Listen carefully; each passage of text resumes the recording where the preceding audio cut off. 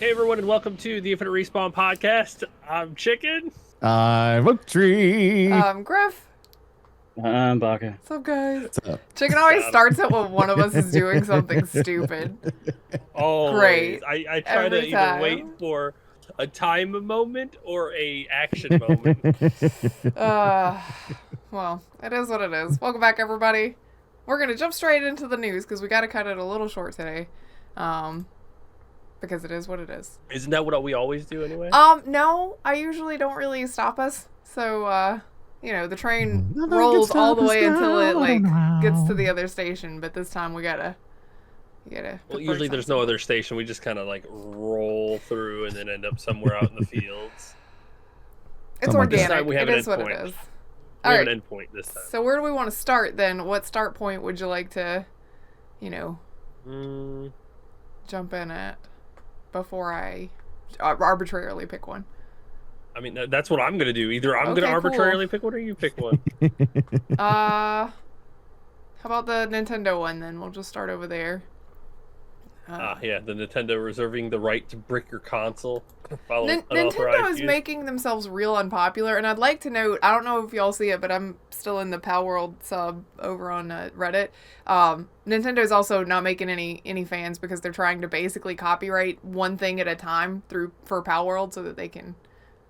This recent one is gliders. Nintendo says that they have copyright on gliding animals in use, even though it's been used in other games like Assassin's Creed and Ark and a bunch of other shit. Specifically for Pal World, they're upset about it. Anyway, talk about this one. I mean, you say Nintendo is making enemies. All I see is just Nintendo being Nintendo. I mean, It's what they do. If you don't expect this fair. from them at this point, they are hyper protective I just don't of understand their stuff. why they pick They are and not- choose, though. Because they do. Right now, they're Oh, they copyrighting do. gliding as a mechanic. But it's in so many other games, can they retroactively be like, well, Assassin's Creed owes us money, and Ark owes us money, and just about anything where you can jump off of a high point and glide down with the use of some sort of critter or monster or animal.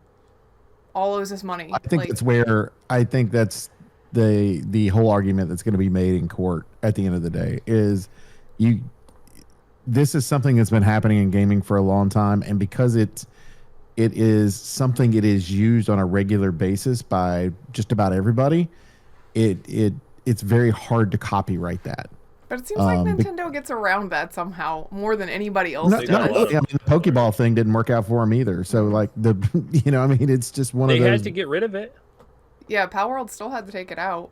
And they had to change now- how it worked. You don't throw Now you don't throw the Pokeball to let your thing out. Now it just, you click it and they appear next to you now. Yeah, you spawn them because you can't throw them out. That's a Nintendo thing. Nintendo owns that mechanic.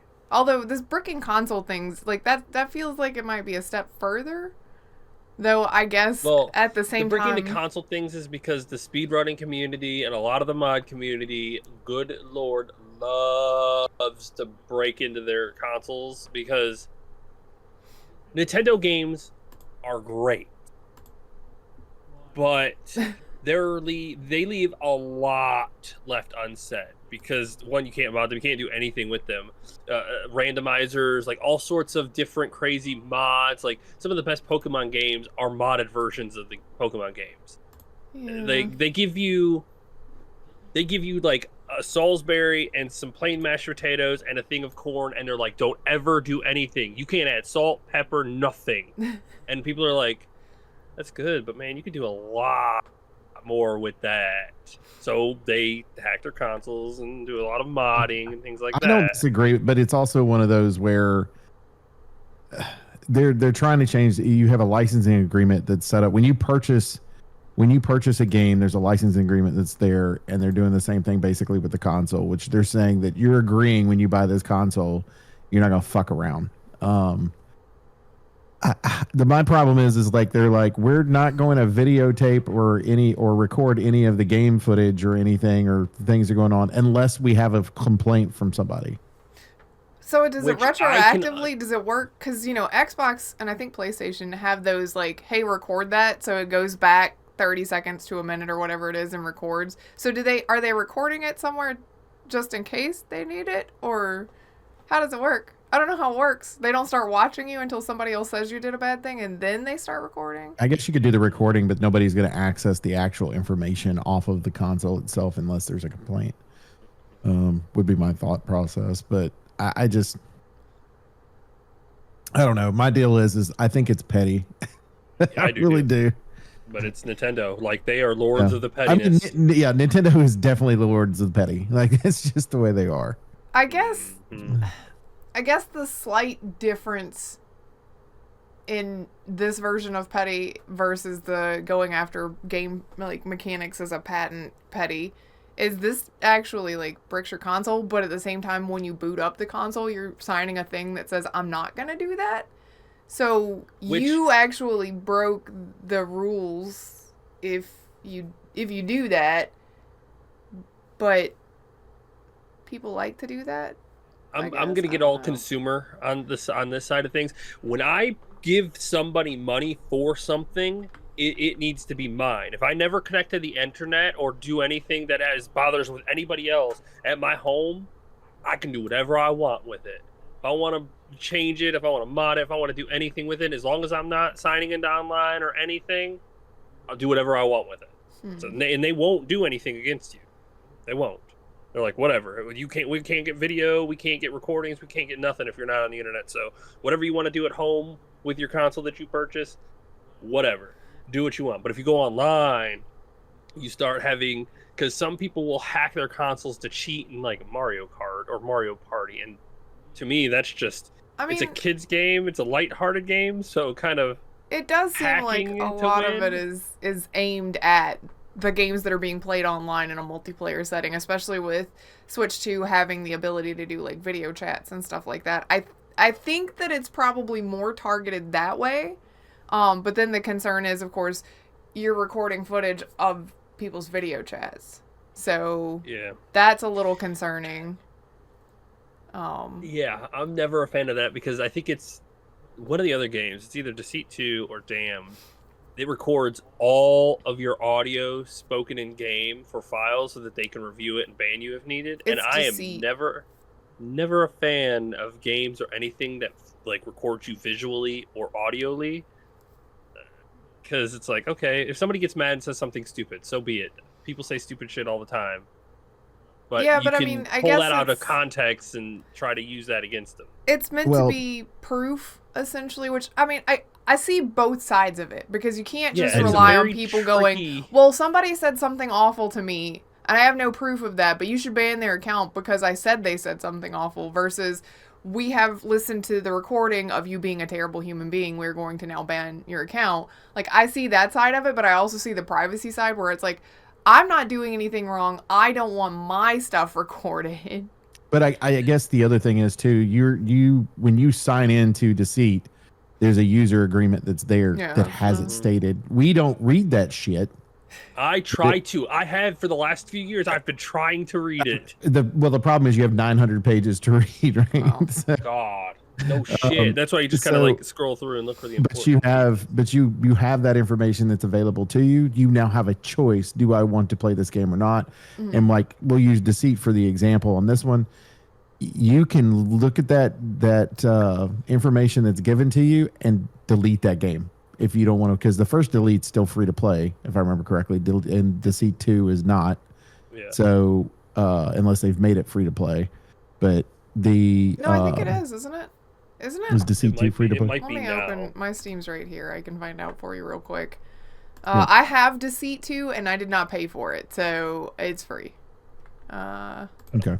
Unless they've changed that and we got it because we played the first one. Yeah, it's free to play unless you want to buy the Master Edition, which comes with and you packs. can choose not to play it. You know what I mean? Like that's the way I look at it at that point and they're giving you that option by putting it into that. It is we are in a world now of cheaters and they've got to figure out a way to fix the cheating problem. You got a world full of assholes. They have to figure out a way to solve the asshole problem. Good luck with that one. Those are problems that will never be fixed. Right, but they also have a responsibility to the people that are playing the game to protect them in some way. To manage them. Yep. Which I am always of the thought process of the Cheater's Island. You don't even have to tell people like if they get banned or whatnot. Just start like flagging their accounts, and then they are automatically taken out of the giant pool. They are put into the side pool where it's just going to be a cesspool of horrible people that just play with each other, and they're like, "Oh, I hate these people. God, these people suck," and it's just people yelling at each other. It says in the article, I asked like what it is that they can review. It says it's intended for anyone who encounters language or behavior that may violate applicable laws, with the company able to review the last 3 minutes of recorded footage.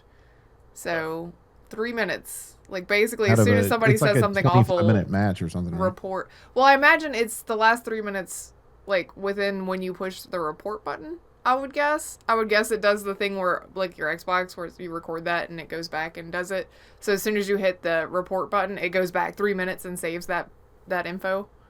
That would make sense. I would guess. I mean, I don't know. I'm not in IT. Somebody smarter than I am could probably tell us, but it's going to be interesting to see how this changes, because like we give up our privacy for more security, and it's just one of those balances things that. We are a new generation of humans. This internet thing has completely changed the dynamic of how we interact with each other. Before, it was you say awful thing in front of friends, you get ostracized or hit in the face. Now, there's so much anonymity, and you can't ever trace anybody to anything. You just have to like try to keep an eye on everybody at the same time to hopefully cut the really bad apples from rotting the whole tree. So it's complicated, and we're in the very, very early stages of this. Yeah. But I just don't want, like, because one of the tricky parts is I don't want the streamers, because streamers might get hurt by this, as long as they're not, because they do hack their consoles, definitely. They use emulators, which they get away with, because Nintendo doesn't care, but they use modded versions and all sorts of different stuff to play Nintendo games. Yeah, some of the streamers. Yeah, it depends on what they're trying to do, but yeah.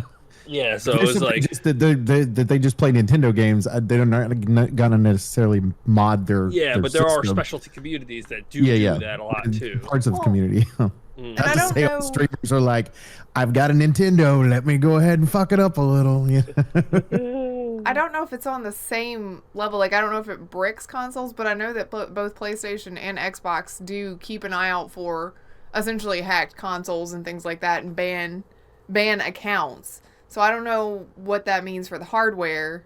Like, I don't. And this is one of those really interesting parts where you have companies who are trying to build a more safe and stable version, and then humans, as we are, take that as a challenge every single time. Not everything is a challenge, everyone. Then they're like, well, we need to increase it. And they're like, perfect, new challenge. And it's just chasing each other forever. I got this figured out. Y'all ready? They're GTA 5ing this game. I mean, this console. So basically what happens on GTA 5... You gotta buy another one. They ban you and you gotta buy another copy. One, right? So they're doing the same thing, but they're doing it with a console. Well, you know, what this is literally what it's another challenge. Somebody is going to be like, I'm going to let Nintendo brick my console, then I'm going to unbrick it because I can. And then they're going to be like, this is how I undid it. And then that's going to do it. And then Nintendo's going to be like, we got to figure out a way around that. They're going to be like, cool, I need to figure a way around that. It's Look, man, it's not everything is a challenge. It's like your parents asking you after you've been like bullied or something. And it's like, if your friends jumped off a bridge, would you? Well, I mean, what you're stating now is everybody be like, yeah, that's a challenge. If my friends did it, I need to do it even better. So I'm going to jump off of a higher bridge. Like, and I will survive too. Like, y'all got to stop somewhere, because I will do it better. But that's the problem, is that the internet has like brought the maturity level of humanity down. And it's like, okay, so we're all on a hold my beer level. We're going back to Darwinism, where we're gonna have to start doing like natural selection, where people are just gonna like do dumb shit and like, okay, people, there's a limit. Just don't be dumb. It's like life breaks down to don't be dumb. Don't be stupid, as Philip DeFranco would say. That's right. I mean, I have this thing right here. Don't be stupid. Yeah. It's like, holy shit. I like that Oak mentioned that it's like GTA 5 because that brings us to GTA 6 being delayed. Everybody, be surprised. Are you? Are you? Not at all. Which means we will probably be seeing GTA 6 for PC in 2028 or 2030. depending on how long it takes. Maybe it could be one of those things to where they're that's part of what they're working on is getting it closer to a release date to where instead of waiting a 2-year period.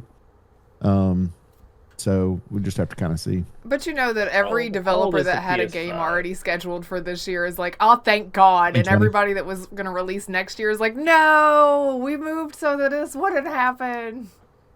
The consoles came out in 2020. I know with Rockstar, they've been doing the RPG stuff because they bought 5M. Yeah.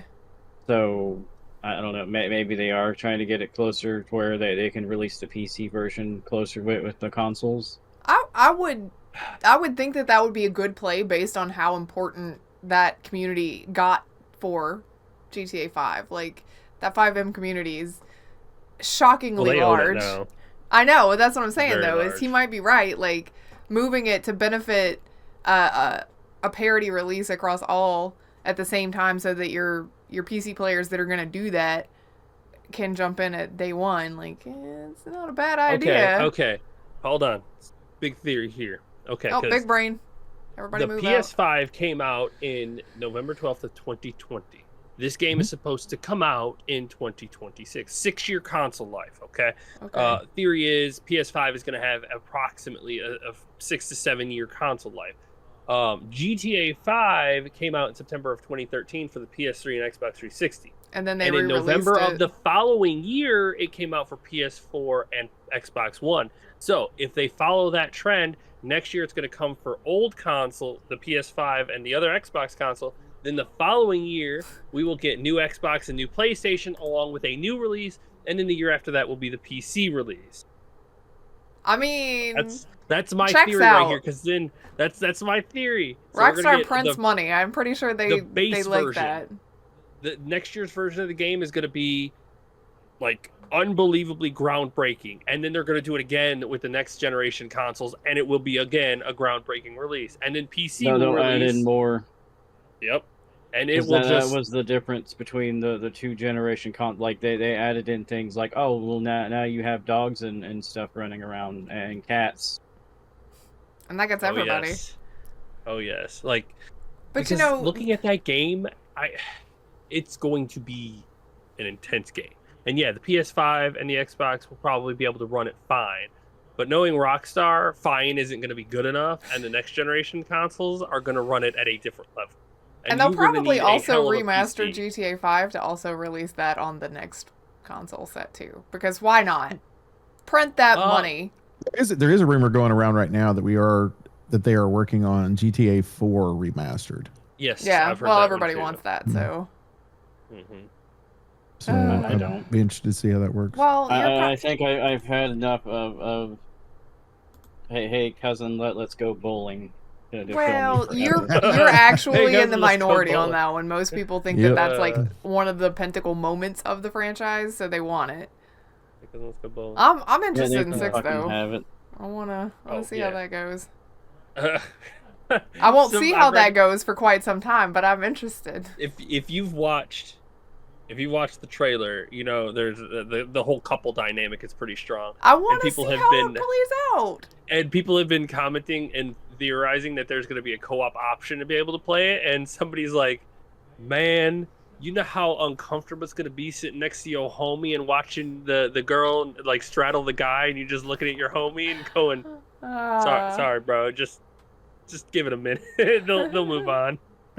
So, maybe it will make friendships stronger. You don't know. They could add a mini game into it. I don't think it will be a lot of fun. I don't think that it's gonna be a co-op thing. I think it's gonna be like Assassin's Creed Syndicate, where you just have 2 swappable. Yeah, hot coffee thing used to be the big thing now, and now we get torture scenes and all sorts of, like, you're introduced to one of the characters in GTA 5, you know, and right in the middle of getting it. Yeah. And back then it was like, oh my god, it wasn't even part of the game. It was like hidden file, and they just lost their shit over it. Well. Okay.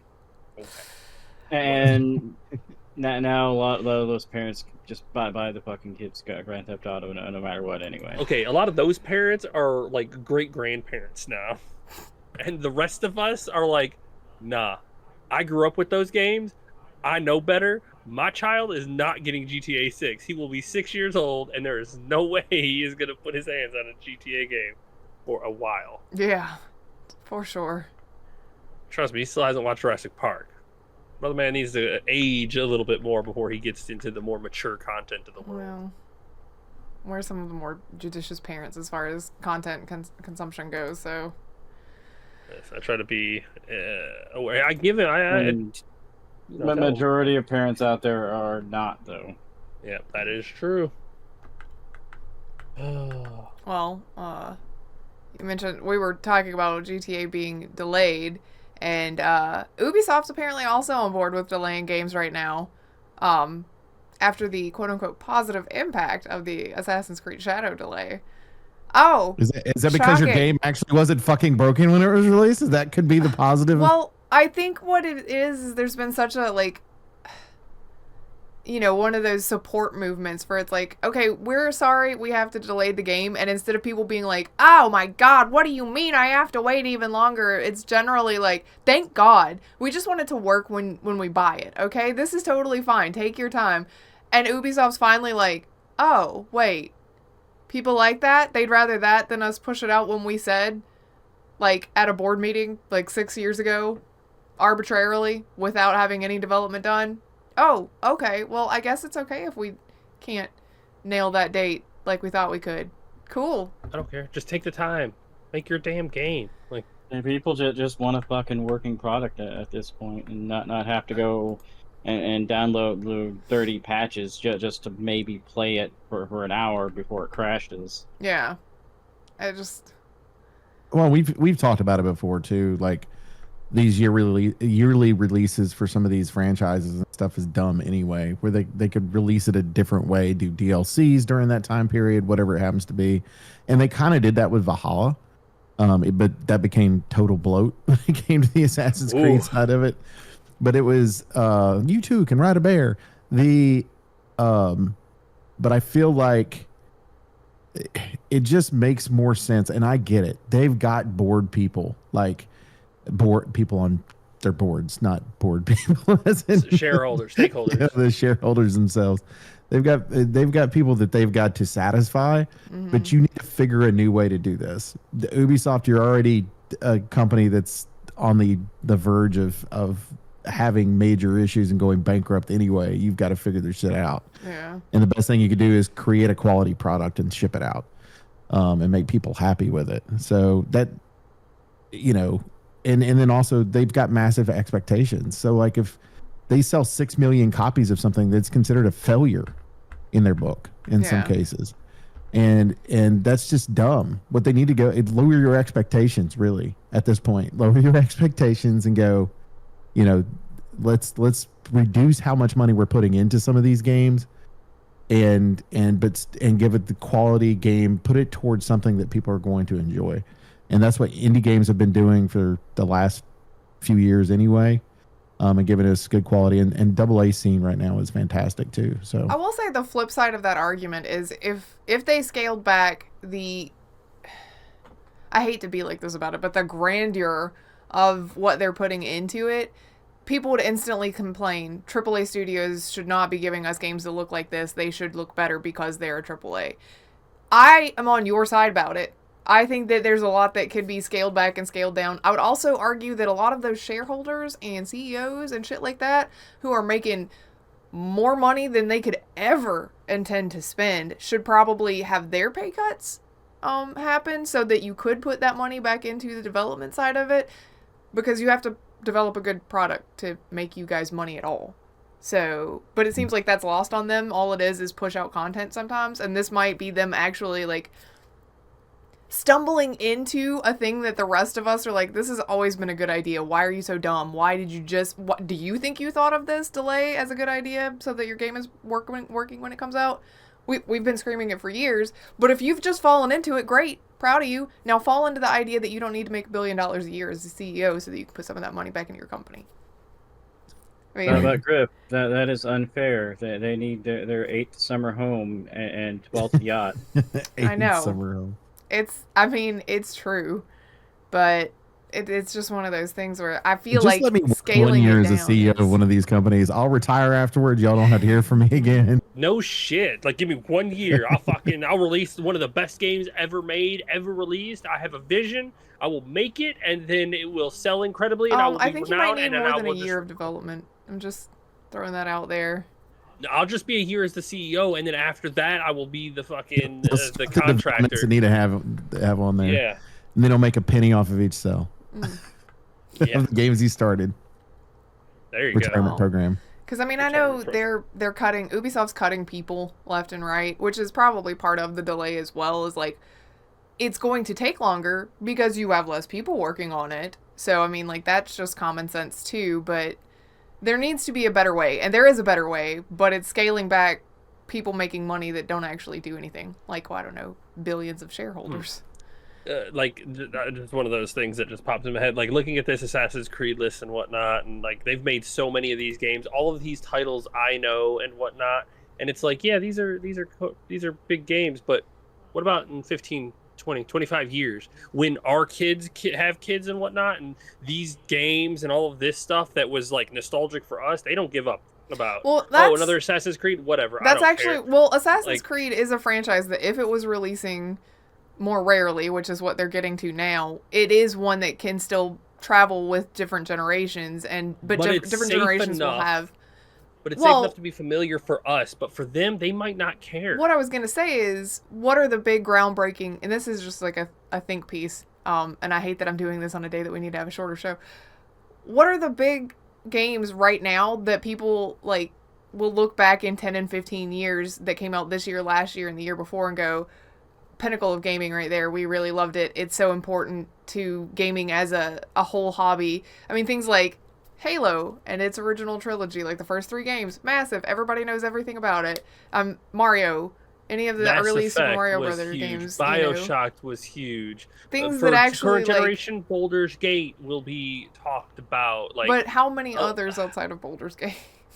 Like, what's another massive new thing? Elden Ring technically would be. Just because open world version of that Souls style. Yeah. But it's a different name that kind of pops you out of it being a Dark Souls game. It is Elden Ring. Mm-hmm. I have a feeling that's kind of why they wanted to change the name, and kind of when it dropped, it was its own entity, which was smart. Because Dark Souls is now, that generation, and now we've got Elden Ring here, and it feels like they're starting over, which is the right idea to kind of shift your audience forward each time. Because if you make the same thing, the same title, over and over again, it gets old. It's just gonna be like, oh, an Assassin's Creed. What is this one? Shadows? Whatever. It's whatever. Go find one of the other ones. I also feel it's why a lot of them got away from numbering their franchises and started using subtitles instead, because it's one of those, I'm not going to tell you how old I am, I'm just having a birthday. Which I identify with. I understand. I get it. But at the same time, like, just calling it something new, the prefix is going to stick, and it still feels old. Knowing that we're on, like, Assassin's Creed 17. I don't know what number we're actually on, but like it would feel dated to say that.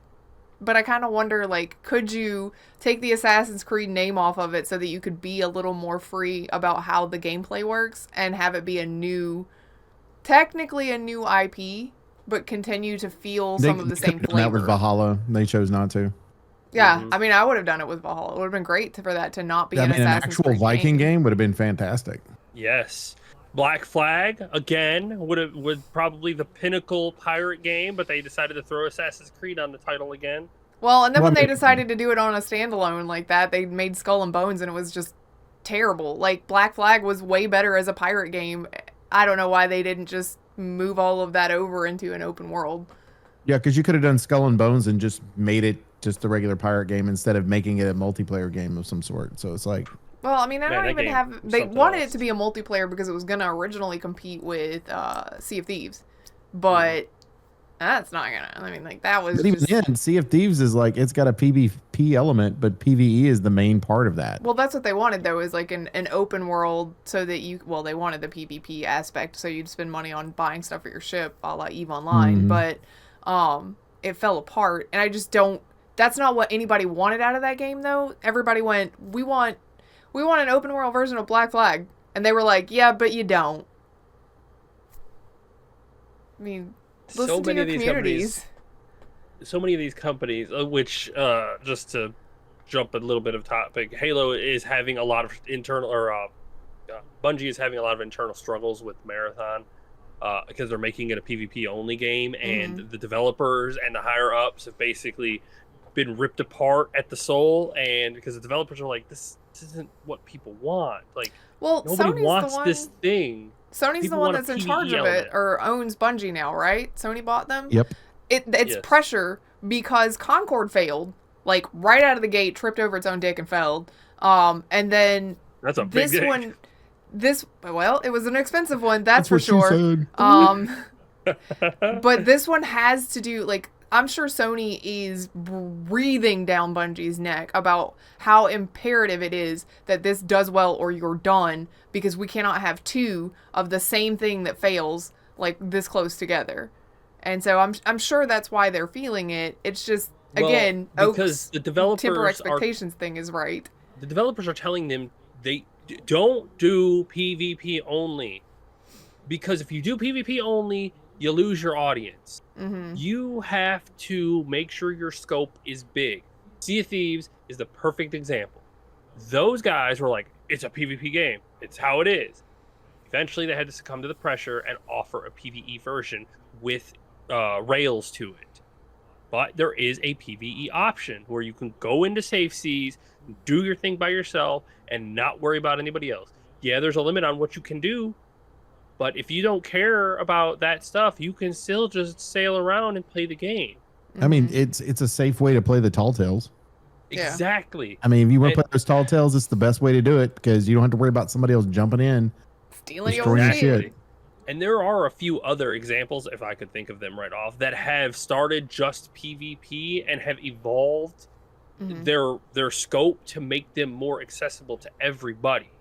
And that's kind of where Bungie is at, having trouble. I would argue that Bungie is the inverse of that, where it didn't start as PvE.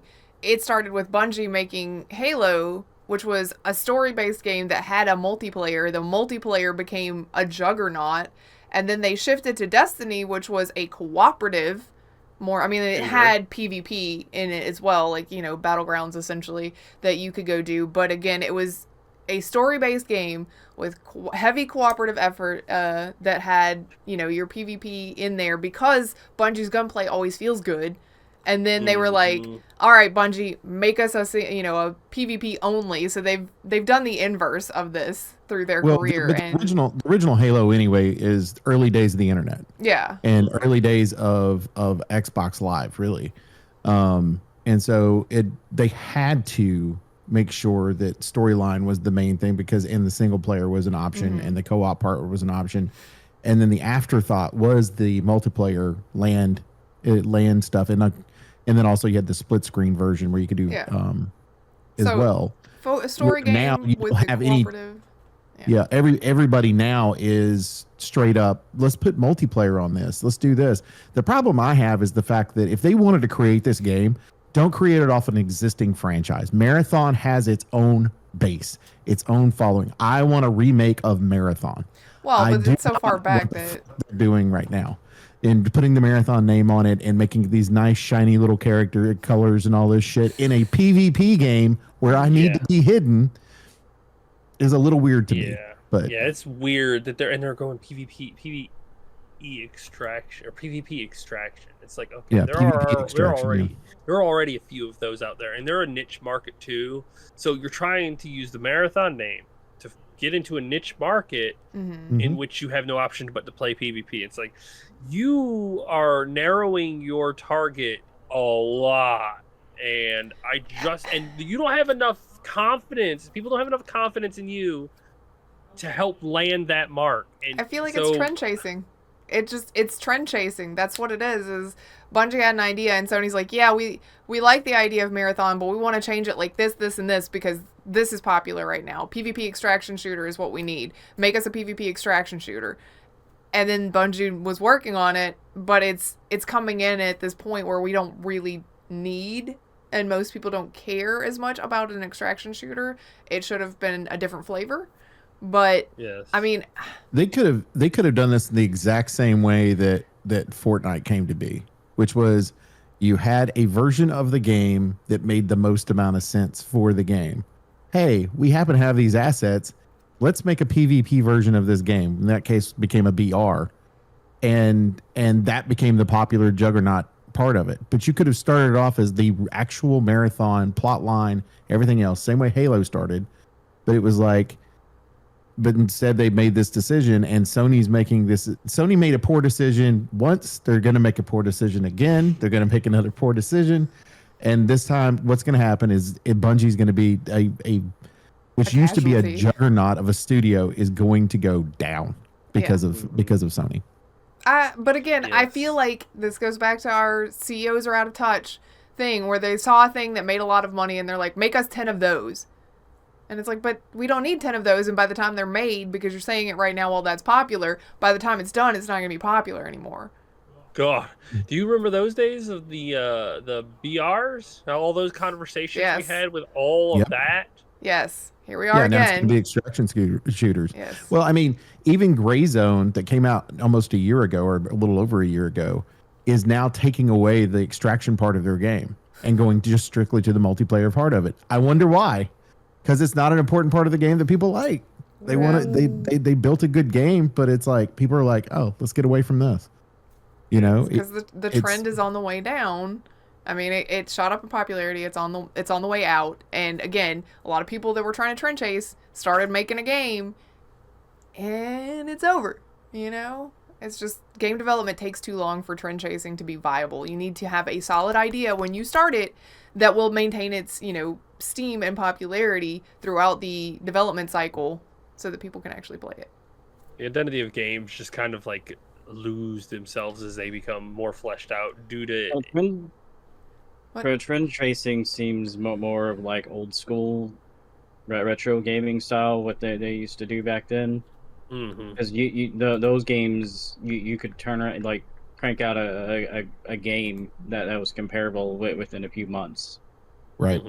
I agree with that. Like that was easier to do than now, where it takes years to do. So a lot of that decision kind of seems like it's held over from people that's how they still think that works. It's like, oh, it'll just be a couple of months. We'll get that out. And it's like, no, games don't work that way anymore. Well, speaking of the way the games work, and bringing it back to Ubisoft, there's a privacy firm that is filing legal complaints against Ubisoft for data collection and forced online, a thing that we've been yelling about forever, forced online single player in single player games. If I'm playing a game offline, there's no reason it needs to be online. The nonprofit that is taking this up, by the way, is NOYB, which stands for None of Your Business. Which is funny. They're a privacy law firm. That's a great name. It's a good choice on their part. Yeah, like this goes back to my "if I buy it, it's mine" thing. If I buy a game, if I go and I give money and I take it back home and I don't have internet, I put it in, I want to play it. But you have to, and this is the thing where it gets a little tricky, you have to connect to the internet. And the thing is they say that you don't have to agree to an end user license agreement for when they check you. So it's how much information do they get without your agreement to make sure that you have a valid version of the game, and then you're allowed to play it offline. Well, that's the thing that they're dealing with right here, which is why Ubisoft is investigating. They're like, oh, according to, we looked at your stuff without you knowing. According to the complaint, some of it too is that what you're being told that we're collecting this, and this stuff, like your basic kind of things, like when it's launched, how long you're playing it, when you shut it down, how you play it, but it's actually taking more data than just that. And that's part of the problem, is like, okay, if you're just trying to keep a check on how long I'm playing your game and in what pattern, I guess, like I went from A to Z to Q to R instead of this way, I mean, that's fine, I guess. I really wish you wouldn't take any of it, but it's not. It's also taking data from your PC and other parts of basically your files. So that's not good. And it's connecting to a bunch of servers in not a lot of time in order to do that. 150 so servers in 10 minutes. Yeah. Secret data collection is how much are they getting out of you while they are verifying the game? Yeah. So it's definitely something that needs to be looked into. And of course, Ubisoft's statement is something like, oh, we care about our players' privacy, so we're definitely going to look into this and take it very seriously. Which is kind of, basically corpo speak for, oh no, you found out we were doing a thing and now we have to pretend that we care that we were doing the thing that we knew we were doing. Oops, our bad, we'll look into it. We've investigated ourselves and found no wrongdoing. I mean... Well, that's the thing, is that this is a lawsuit from outside. It doesn't matter if they investigate themselves. They will keep pushing it until they have an answer that they want. Yes. So Ubisoft will be like, hey, whatever it does. They're going to be like, yeah, okay, let's keep going. Let's keep going. Yeah, you got to abide by be our an laws independent that does it at some point. That's court appointed. Yeah. Yep. So they can investigate themselves all they want. It will eventually come to a third party. So. But yeah, I mean that's just how it is this day. Apparently, everybody wants everybody's information, and all of what all of this does. It is unbelievable. All of your information, all it ever does is go back to getting you to watch ads. Yeah, I mean, all of it is just how to sell you something. Screen? Yes. Yeah, it's all about how to sell you something. That's all they care. That's all they want their information for. They want to be able to get to you and sell you something. It's like, how you sell me something is you come up with a game idea that's actually outside of the box and fun, and then let it develop as it needs to instead of telling me it'll be out in 6 months and putting out hot garbage. That's how you sell me something. Do a good job at business first. You know how you sell me something? You make a great fucking game, and then word of mouth will find me. Just like this. Well, that's how all the indie stuff Expedition works. 33 game. Yeah. Like I've had I had it in my peripheral. I wasn't really interested in it, but I have seen it blow up, and I'm like, oh, it's got my attention. Oh, it's got my interest. It will have my money. That's how you fucking do it. You make something so good, it will travel. It will travel, no matter what. But everyone's like, let me just stuff it into your face as much as I can, because then you'll buy it. No, we're probably some of the few people, I guess, that are like, no, the more you stuff it in my face, the more I give you the finger and walk away. I think that that oversaturation of buy our content, I think a lot more people are like us at this point, which is, nah, it's too much. I'm going to go find something else that, that dude down the street made, and I'm going to play it. Like, Claire Obscura is something that was in my peripheral. I remember them announcing it, and then it was turn-based, and I was like, oh, well, that kills it for me. But it's also one that was that announcement, and then I kind of sort of forgot about it because there was so much other stuff happening, and it launched, and like I've not heard a single bad thing about this. I know it's not my cup of tea because turn-based takes me straight out of things, but it's so good and done so well that they actually already have a movie in plan. Like, yeah, but they had a movie like that. Seems like it was it may have already before been it even released. But I mean, like, the popularity of it probably doesn't hurt that at all. Yeah, like that just makes it better. These guys were lucky because it was one of those things where it was like, all right, let's greenlight a movie. Let's hope the game sells well. Because I guess they could have canceled it. I'm also interested to see too if they end up bringing in French actors for the movie, or if they end up doing the English actors. Like Charlie Cox plays one of the characters and things like that. So they've got the voice actor for Shadowheart. Yeah, she plays a 15-year-old in the game though. Yeah, she's one of the. I don't see her pulling that one off. Jennifer English, isn't that her name? Yes. Yeah. Apparently, it's just like Shadowheart too. So. Yeah, I mean, they plan on playing it. Similar, I'm not gonna lie, except 15 years old. I'm definitely playing it 100% this fall when I get some time and Nuggy's back in school. I'll be. I have been enjoying it thoroughly, and I just playing it. It's like Griff said, it's not her cup of tea. Normally, it wouldn't be mine as well, but it is very, very, very good game, and I think that Chicken Itch straight up your alley for sure. It is an action turn-based game, by the way, Griff. It's not your regular click and whatnot. You have to actually. It's almost a little like quick time events for each of your abilities too. Like when you do something, you have to trigger to do it properly. Yes, So it's like I'll watch you play mix. some of it and then I'll decide. How about that? Well, no. Once I play it, if you watch it, you're going to have the whole story spoiled. That's Well, part of I said I would watch some of it. That's why I would watch like the first little bit of your stream. I'm only streaming it for you. You better watch it. Besides, it's not like I've not played a game after I've watched you stream it because I'm intensely interested in it. Thank you very much.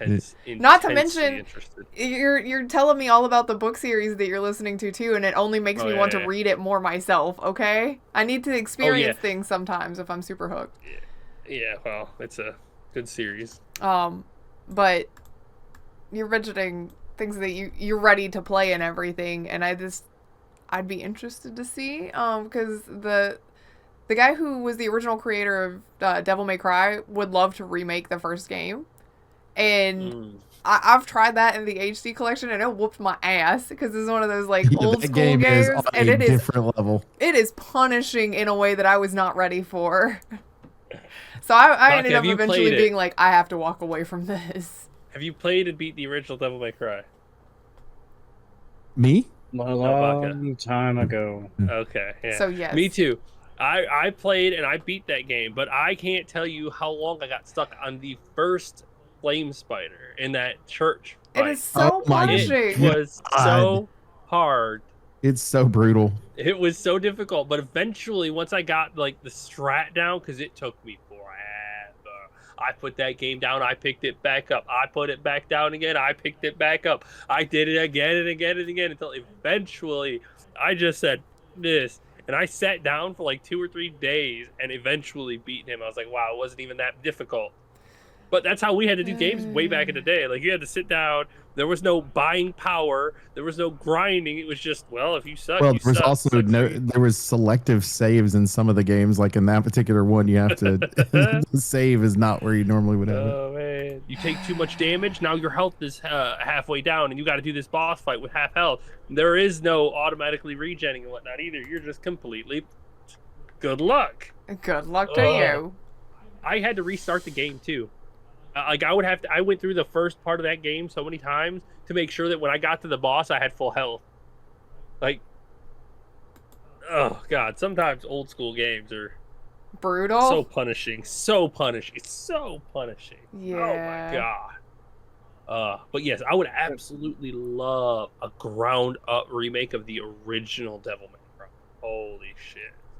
Capcom, do it. You've been enjoying the shit out of your remakes. Do it.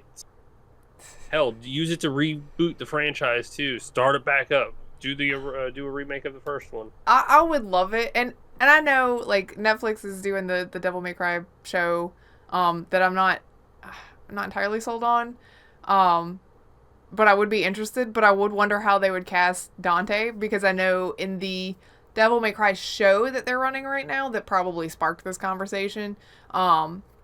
The guy that they had playing Nero in Devil May Cry 4 and 5 is Dante in this, and if they cast him as Dante I would, on an audio level, there would be a lot of cognitive dissonance for me, and I'd be like, please don't. Can we get the original Dante here somewhere? Anybody? Not that guy's not good at acting. He is. It's just, y'all can't change voices to somebody else that's another character in the same series. Like, stop. That hurts me.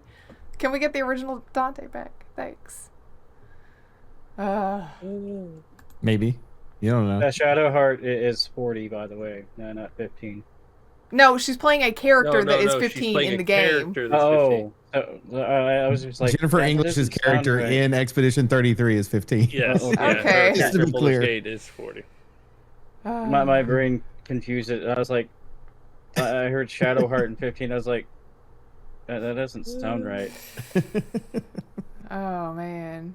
No, she plays Mayella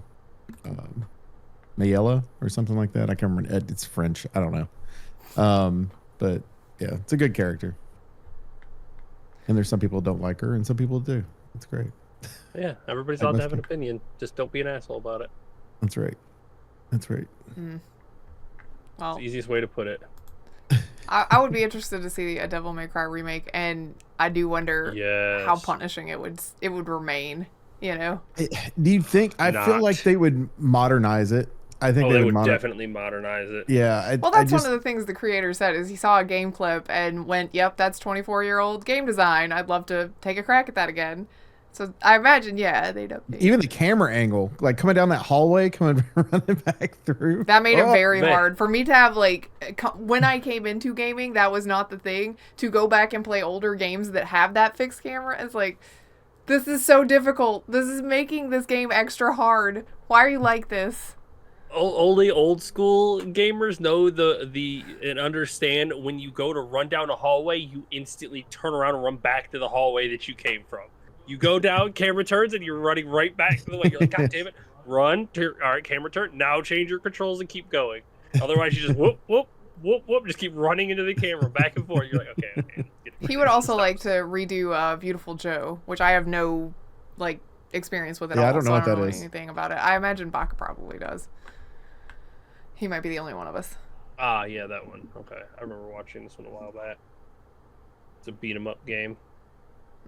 Oh, it is? Yeah. It's a side-scrolling beat 'em up. Oh. 2003 to 2005. Yeah, I would not be good at that. I'm not good at that, like the side-scroller punching games. I lose track of where I'm at too much. Even if there's, like, an arrow or a specific color that you are, still lose track of me. Can't do it. I just can't. My brain does not make sense of that.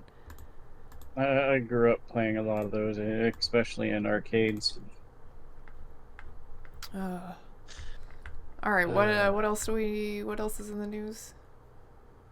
Oh, two things. What about Valve? What about Activision? We'll pick one. Go for it. I've picked all the the Activision one. 200 Overwatch devs at Activision Blizzard voted to unionize. Now we will see if they can get more power to, I guess, control the game a little bit better. So they have more voice in how the game is developed. I like that one of the comments is, and next week's headline, Blizzard lays off 200 Overwatch devs, says it's down to strategic realignment. Yeah. Strategic realignment. That would be I mean, I hope that they get to... That would be Microsoft. I would say if it was the old one, yes, I would agree with that. If it was no longer owned by Microsoft, I would agree with that, for sure. Well, but I do think, and not to say Microsoft doesn't do something similar, but they are more pro-union than Activision ever was. Well, I hope that something good comes from that for them, because that'd be nice. I do too. I just don't want it to be. I don't. They've got to be careful with the way that they handle unionization, because I don't want it to be like a customer of ours, of my business, had come in and used to be part of a union, and it used to be to where one person could walk in and we'll replace an item, let's say a motor or something, could replace a motor. But after the unions made decisions, one person had to come in and unbolt it. Another person had to take the electrical off. Another person could bring the other one back up, bring the new motor there. And then all those other people had to show back up, do it where one person could have done it before. And that's what I don't want to happen. They need to look at Hollywood, because I'm sure Hollywood has some of that shit too, but they need to look at Hollywood and how they've unionized to make sure that's not, that would be awful. That would be try working like that. You work on the arm. When you're done, pass it back over to them. They'll work on the other arm, then pass it back to them. Yeah. You get one of the fingers, and you pass it back, and you get the other finger. We need right arm artist, left arm artist. Oh, God. Left finger, index finger artist. Right. Oh, God. I'm pretty sure it's probably not that extreme, but I would hope. I mean, that just seems like a waste of time, but we'll see. We'll see how that goes for them. I hope it works out. I think that's a great thing. Good job. Good job, everybody. All right. What's the other one?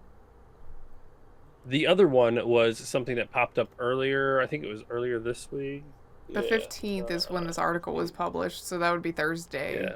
There was an alleged massive Steam data leak, and everybody, and I wish I could, this podcast is not long enough for me to go everybody for all of them.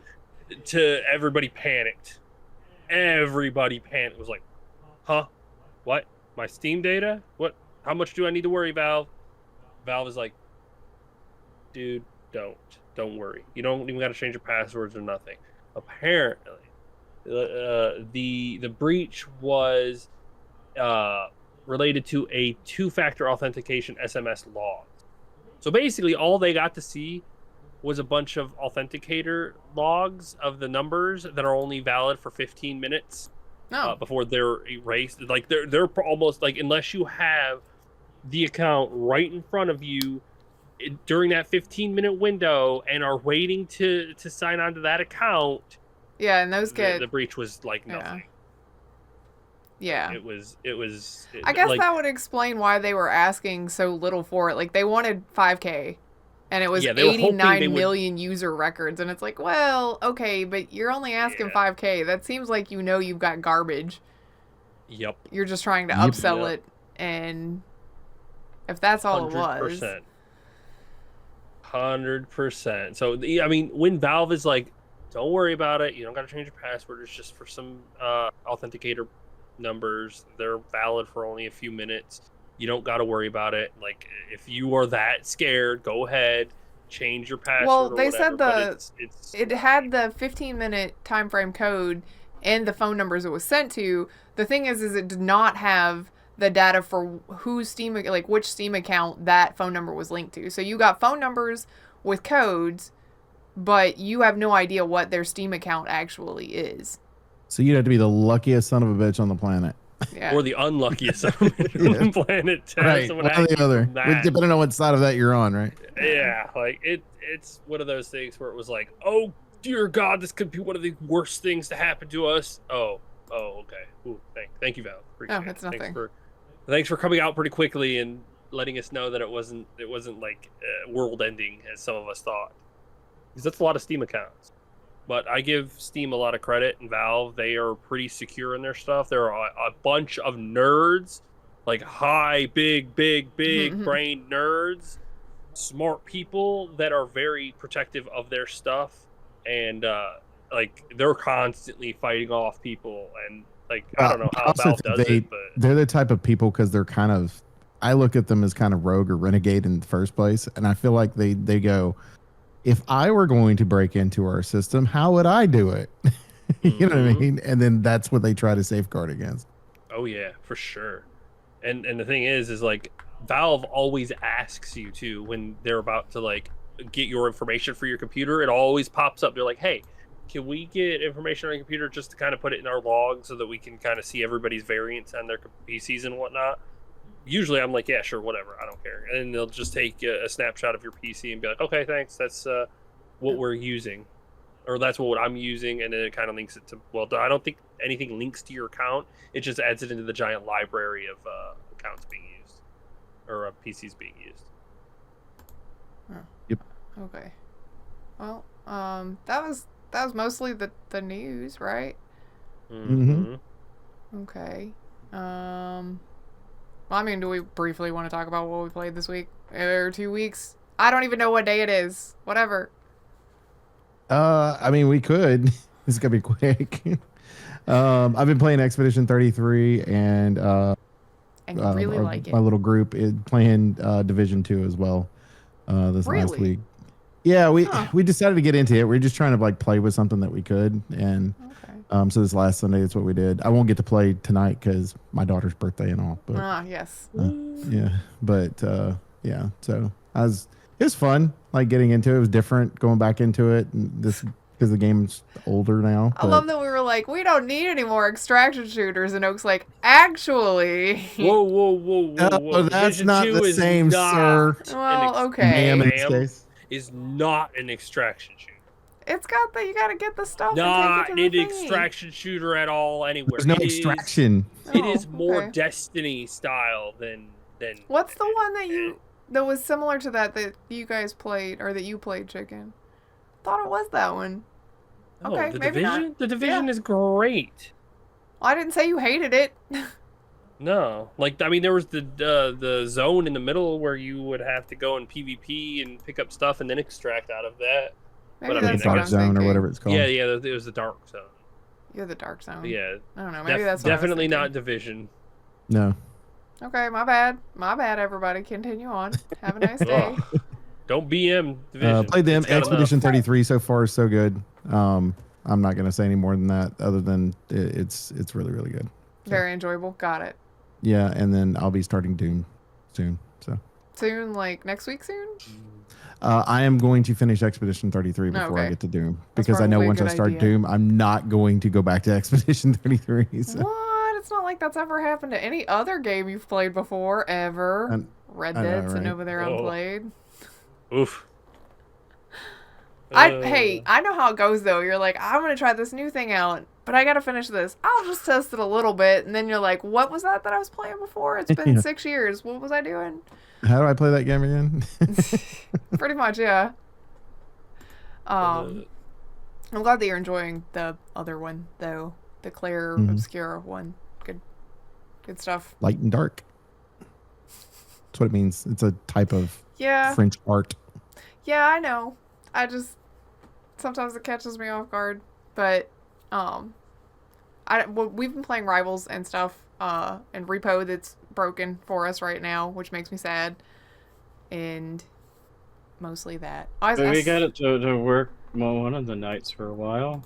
Yeah, it's like it gets upset if it's me or Cat or Chicken hosting, but if it's anybody else, we're probably okay to play for a while. But like we get to a point where if it's one of us hosting, where if it's 2 extraction points after you do the first one and you find the second one, before you can turn into the second one, the game will the host game crashes out. Oh, speaking of host game, Baka didn't get to play with us, but we tried out the new Ghost Exorcism patch. Oh my god! First of all, Baka, you thought that game was crazy? My god, there was so much screaming. We did the multi-entity rescue, which is 3 ghosts and 7 rescues, and let me tell you, bro, them ghosts get it. Baka. Like you try to deal with one, you get chased down. Let me tell you what Chicken said. I just want to make your day a little bit, Baka, and I forgot to tell you the other day. Chicken goes, okay, well, I don't know if we can do the multi-entity one because it was me and him and Red and Cat. And he's like, I don't know if we can do that. And I was like, yeah, we can. Go ahead, load us up. He's like, I don't think we can do that without Baka. And I was like, nah, it'll be all right. And then after we, loaded out because the ghosts killed us all, he was like, I told you. And I was like, you're right. Can't do without Baka. Guess that's fine. Guess we just won't. It is absolutely chaos. It you was thought you so played a much. chaotic game before? Oh my god. We were in like the honestly, I'm honestly surprised Red agreed to play that game. Well, he didn't really. I didn't give him a choice. I said this is what we're playing.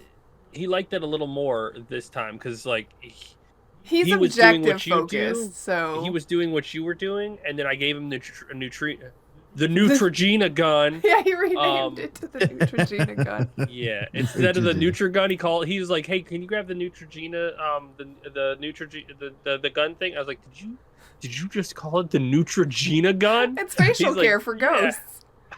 I was like, "Oh my god, I swear!" The Neutron gun. Come on now, get it down. Yeah. Oh god. So, but yeah, like trying to figure out, there are 15 pieces of evidence all together, and you're trying to sort all of them while trying to get away from all of them. We were on a little map too. It was that house that's like basically one hallway all the way through from the bedroom to the kitchen. Like that's it. It's just one corridor. And so it's like, I'm getting kidnapped by the poltergeist. Oh no, the child is touching me. Oh no, I'm dead. Like, I got grabbed in the main room, dragged like by the poltergeist, dragged into the far room where the child was already standing, and I get up and I'm like, oh my god, I run out of that room down to the other side, and there's another one waiting for me that grabs me and drags me back into the room, and the child's already angry because it was looking at me, and so it killed me. I was like, are you serious? All we need to do is record the gameplay of that and our audio and strip out the gameplay audio and put Benny Hill music in behind our audio, and we would have like viral internet gold. And I'm going to put it to you this way, because there's so much action, everything just starts breaking. The whole bodies start getting stuck in the ceilings. People start getting stretched out, and the ghosts start Red's body got launched into space. Like, he died, bounced around the ceiling for a little bit, and then just got, like, yeeted into the sky. We couldn't revive him. Some of the pictures where people were stuck in the ceilings. Yeah. Or the bodies were getting pulled apart by the multi-dimensions. It was absolute chaos. The ghost, having that many ghosts was, like, just breaking down the fabric of reality in the game. Oh, my dear Lord. You gotta try it with us sometime, Baka. You got to. It's just ridiculous. Man. Maybe we can actually finish one. Maybe you're right, Chicken. Maybe if Baka's there, we can finish one. We tried two. We need all five. We need all 5. We need at least 6 people to deal with this, and on a bigger map, because oh my god, the amount of like being stretched thin. There's too many things to try to focus on because all the ghosts do different things, and if you get 2 aggressive ones, yeah, like you're just fucked. It was really funny. You're just in so much trouble. Again, Benny Hill music overlay. So funny. Would have just been chef's kiss. But yeah, we did that. We've done some rivals. We've done some other fun stuff. Not a whole lot of other fun stuff. I restarted Resident Evil 4 because I wanted to. Nobody says no to Leon, so. No. And I guess that's mostly it.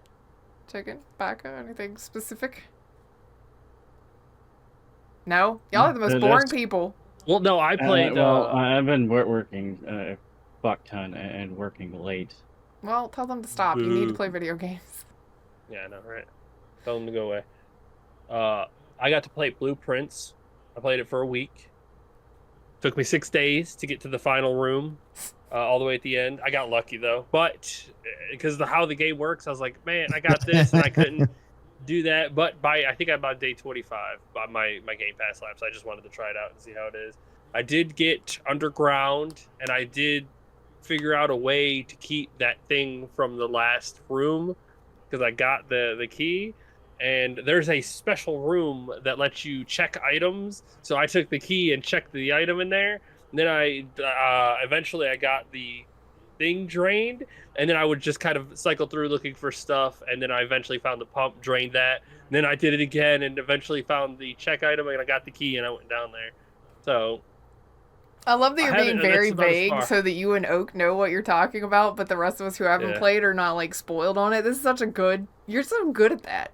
Good job. Sometimes it is very frustrating. To be fair, with that game, there is like where he says he made it to the final room. That's not the end of the game. It made it to the final room into the mansion. Yeah, I know. There's still quite a bit more left. That's they make you think is the end of the game. It's not the end of the game. And from what I've read too, is that the new game plus, like after the fact, is a lot different too. Like it gives a lot of replay to it. So that's good. Which is interesting. It gets very tedious after a while because it's like, I know how these rooms work. I will say that the billiard room got me with the math problems because I was just cycling through them. And then eventually got to the point where it starts giving you exponents and parentheses. And I was like, what the hell is this? Oh. Let me break out my couch. Two of the ones that sit in the middle of the bullseye look almost identical, but you got to see how they're turned. Yes. And I'm like, really? Yes. Oh, but it's fun. But sometimes you'll just like end up in a dead end area. It's like, gotta restart the damn room. I got lots of days left. Gotta do that. Or the red rooms that completely shaft you. Man, RNG will sometimes just on you. I get a bunch of steps, and then you draw the gymnasium, and it's like lovely. Or the weight room, and it's like, yeah, you love to lose half your steps for the day. Ugh. Or trying to make too bad though. It's only -2. And then you can turn that one off. Every time you step through it. But you can turn it off. So yeah, you have to make sure you find the breaker box though. I know. Which is why usually when I go outside to check it, I always pick the shelter so that I could at least get rid of 3 of the red rooms.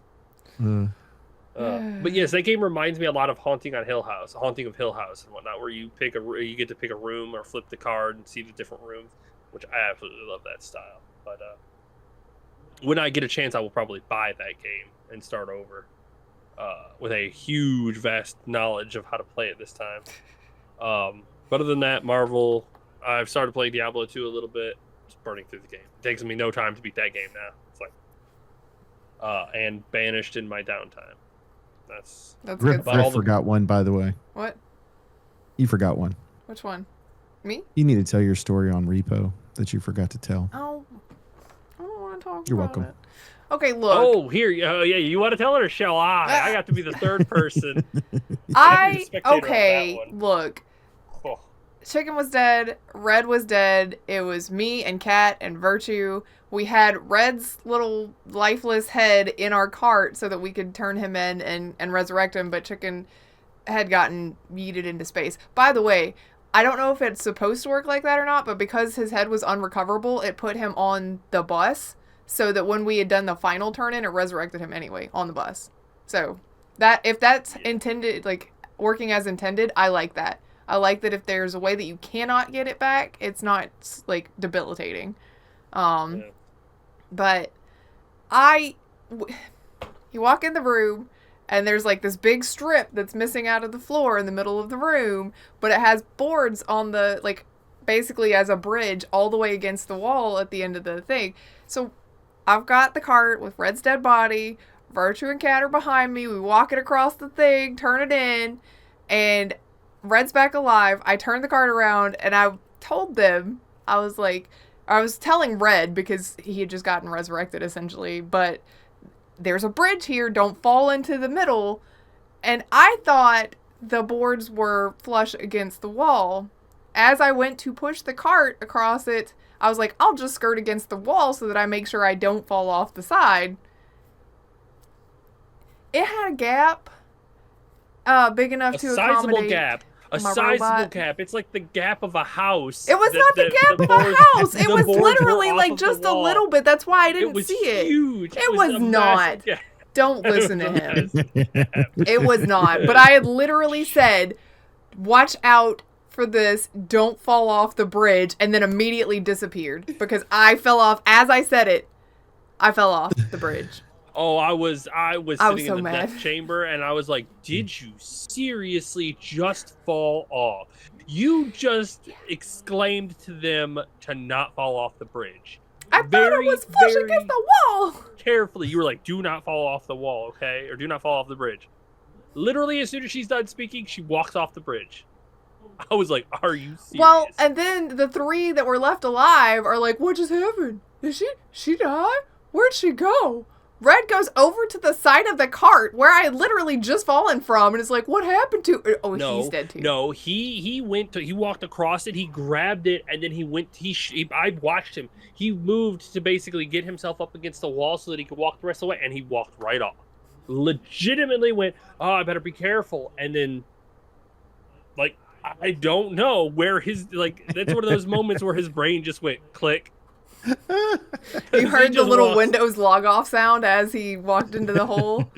Yes, because I know what he was thinking. He's like, I need to get this, and I got to make sure I do not fall off this, so I'm going to move it closer to the wall so that I can walk.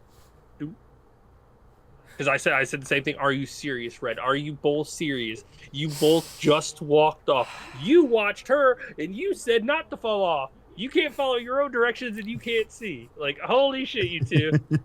It was just one of those moments. You know, everybody has them while playing different games. Or just in life in general where you're like, where's my phone? And you're walking around with it in your hand. Like, yeah, that happens. And it's just that everybody got to watch. So. Yeah, that was a moment, all right. Yeah. I don't want to talk about it. But thanks for making me. All right, look, we gotta go get our baby. So we gotta wrap up, unfortunately. We do appreciate everybody that hangs out with us every other week on If It Respawn. Make sure that you hit that sub button as well as the notification bell at the bottom. For If It Respawn, I'm Oak Tree. I'm Griff. I'm Chicken. I'm Baka. Bye. See ya.